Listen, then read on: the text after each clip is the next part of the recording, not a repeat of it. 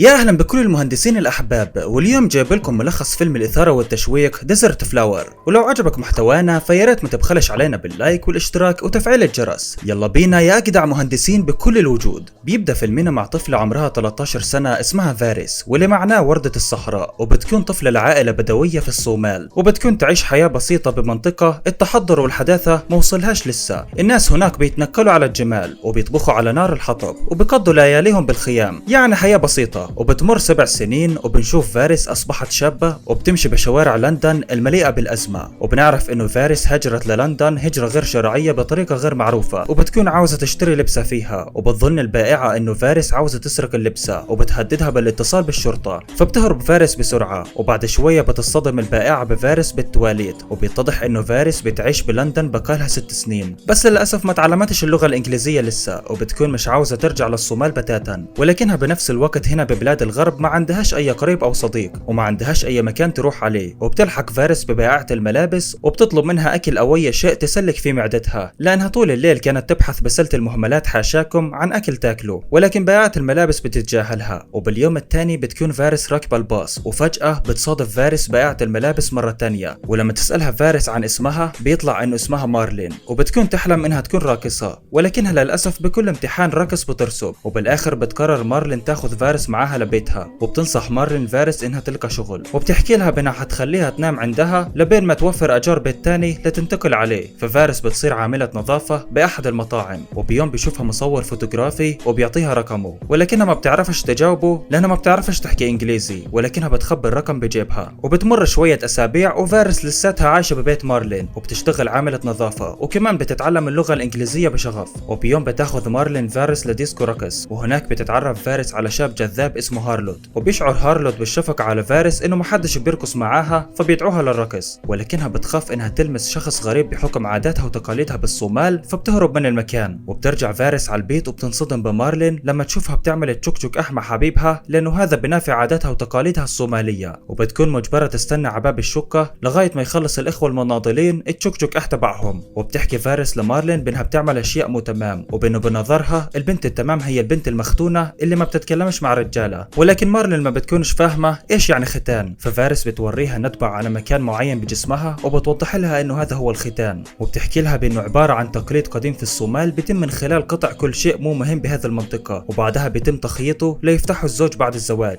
وبتحكي له بانه تم ختانها وهي عمرها 3 سنين، فبتتعاطف مارلين معاها. وبتكون فارس فاكرة انه هذا الشيء بيصير مع كل النساء بالعالم، بس مارلين بتحكي لها بانه ما حدش بيعمل هذا الشيء عندهم، فبتنصدم فارس جدا من اللي سمعته وبتنهار من البكي. وبالمطعم بتلتقي فارس بالفوتوغرافي مرة تانية اللي بيدعوها انها تيجي لجلسة تصوير مقابل فلوس، فمارلين بتنصحها انها تروح علشان الشغلة هذه فيها فلوس كتير. وبعدها بتعطيها رسالة من هارلود اللي التقت فيه بديسكو الرقص، وبالرسالة بيكون تارك عنوانه بنيويورك لفارس. وفجأة بتشعر فارس بالألم في مكان حساس، ومارلين بتاخذها للمستشفى، وبيفحص فارس طبيب أمراض نسائية، وبيحكي بانه مش حيقدر يرجع منطقتها الحساسة مثل ما كانت، بس بيقدر يخليها تتوقف عن الشعور بالألم. وبيفهم الدكتور انه فارس ما بتفهمش انجليزي كويس، فبجيب ممرض بيعرف يتكلم صومالي، وبيطلب منه انه يقولها انه لازم تخضع لعملية جراحية فورا. ولكن الممرض الصومالي بيحكي لفارس شيء مختلف تماما عن اللي قاله الدكتور، وبيلومها انها عرضت نفسها على رجل ابيض، وبيحكي لها بانه لو عملت العملية فحتكون خاينة لاهلها وناسها في الصومال، وبيكون فاكر انه محدش لازم يتدخل بعاداتهم وتقاليدهم مين ما كان يكون. فبتبكي فارس بعد هذه الكلمات، وبتتذكر فارس نفسها قبل سنين لما كانت فارس عمرها 13 سنة وساكنة مع اهلها بالصحراء، وفجأة بيجي عليها ابوها وبيعرفها على زوجها المستقبلي واللي بيكون عجوز عمره 72 سنة، وبيدفع 5 جمال كمهر ليها. وبانه باليوم الثاني فارس اصبحت الزوجة الرابعة لهذا العجوز، وبتكون فارس حزينة جدا، وبتستغل فارس فرصة انشغال الجميع وبتهرب لجدتها بمقديشو. فارس ركضت عدد كبير جدا من الاميال فوق الصحراء لدرجة انه اقدامها بيتغطوا باللون الاحمر، وبينها بمعجزة وصلت لبيت جدتها على قيد الحياة. وبنرجع للحاضر وبتكون فارس قد خضعت بالفعل لعملية جراحية لتصليح اللي صار بسبب ختانها، وبعدها بتروح للمصور الفوتوغرافي، وبيبدا الموظفين يظبطوا بفارس ويجملوها، وبتشارك فارس باول جلسة تصوير بحياتها. وبالتدريج بتصير فارس ناجحة اكثر واكثر بمجالها الجديد وهو الموديل، وبتتلقى عروض شغل من شركات كثيرة حول العالم. بس صديقتها مارلين بتفشل بامتحان رقص تاني، وبتعطي فارس ساعة غالية جدا لصاحبتها مارلين، وبالمقابل بتطلب منها انها تعلمها انها تمشي على رجليها مثل الموديل. وفجأة بيتم اكتشاف انه جواز السفر الخاص بفارس منتهي الصلاحية، الصومالية، وبأنه فارس هاجرت هجرة غير شرعية لأمريكا، وبأنه يجب أن تتم إعادتها لموطنها الصومال فورا. وبيعرض أحد الموظفين اللي بيحترموها إنها تتزوجه زواج مؤقت، وبهيك حتحصل على الجنسية البريطانية، فبتوافق فارس. وبالآخر بيتم امساكها بالمطار لما كانت حتهرب من بريطانيا لأمريكا علشان تعمل هذا الزواج المزيف. وبتتذكر فارس نفسها قبل سنين لما كانت مع جدتها اللي قررت ترسلها لبريطانيا، وبتحكي لفارس إنه خالتها ببريطانيا بتكون زوجة السفير الصومالي بلندن، وبنها بحاجة لربة بيت، وربة البيت هذه حتكون فارس. وبتحكي الجدة لفارس بأنها بتؤمن إنها حتكون بخير بلندن، وبتنصحها إنها ما ترجعش. وبتطلع فارس بالطيارة وبتودع موطنها للأبد. وبعدها بتصير فارس تشتغل بالسفارة الصومالية بلندن شغل سيء جدا، وبأنه بتمر سنين وبصير انقلاب ببريطانيا. وبعد الانقلاب الصومال بتطلب من المواطنين الصوماليين ببريطانيا إنهم يرجعوا للصومال، فبيرجع جميع الصوماليين إلا فارس، لأنها عارفة إنه حيتم قتلها لو رجعت للصومال بسبب هروبها من زوجها الرجل العجوز. ومرة تانية بتمر بضعة سنين وبتم منح فارس رخصة إقامة مؤقتة لبين ما تعمل إقامة دائمة، وبينها لو ما لاقتش إقامة دائمة فحيتم ترحيلها للصومال. وبتكون فارس بحاجة للعمل لتعمل منه رخصة إقامة دائمة، وبرضه بتدخل بزواج مزيف من صديقها بالشغل لتاخذ جواز سفر أمريكي دائم، وبتعيش مع زوجها الجديد ببيته علشان ما تخليش موظفين الهجرة يشكوا إنها متزوجة زواج مزيف. وبترجع فارس تشتغل كموديل، وبيوم بيطلب الفوتوغرافي من فارس إنها تخلع هدومها بالكامل أمام الكاميرا، فبتشعر فارس بالإحراج، ولكنها بتعمل اللي بيطلبوا منها وبتتحسن حياتها أكثر. ولكن علاقتها مع زوجها المزيف بتكون سيئة، وبيعترف زوجها بحبه ليها وبيحاول بأي طريقة يقنعها تعمل معاه تشوك تشوك